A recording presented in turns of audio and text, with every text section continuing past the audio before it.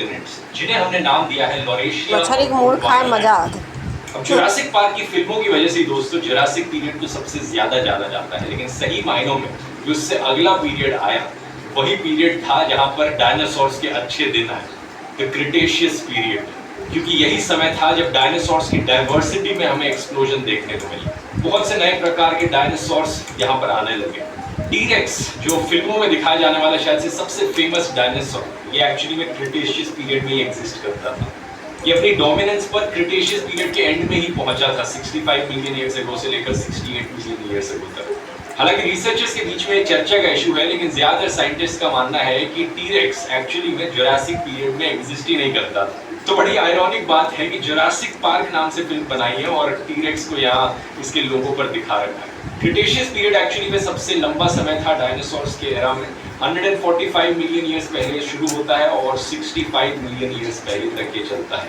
जो दो super continents थे लॉरेशिया और गोंडवाना लैंड, ये भी ब्रेकअप होने शुरू होते हैं और जो कॉन्टिनेंट्स का स्ट्रक्चर है वो कुछ ज्यादा मांस भर रहा है। फ्लावरिंग प्लांट्स भी इस समय पर पैदा होते हैं। जो तापमान है धरती का वो भी ज्यादा गर्म रहता है पिछले पीरियड्स के कंपैरिजन में।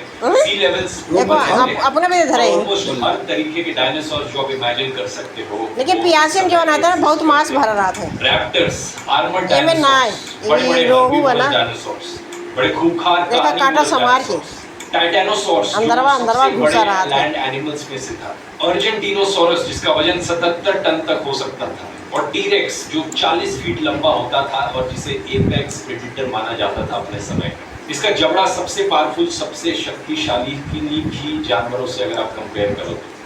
फन फैक्ट यहाँ पर घास जो है, ग्रास की एवोल्यूशन सिर्फ 70 मिलियन। तो अभी तक जितनी भी कहानी मैं आपको सुनाने लग रहा था उसमें ये मत इमेजिन करना कि धरती पर घास उग रही, बाकी और तरीके के प्लांट्स हुआ करते थे। और टीरेक्स और ट्राइसेराटोप्स 68 मिलियन ईयर्स पहले उनकी एवोल्यूशन हुई। इसका मतलब समझ रहे हो क्या है?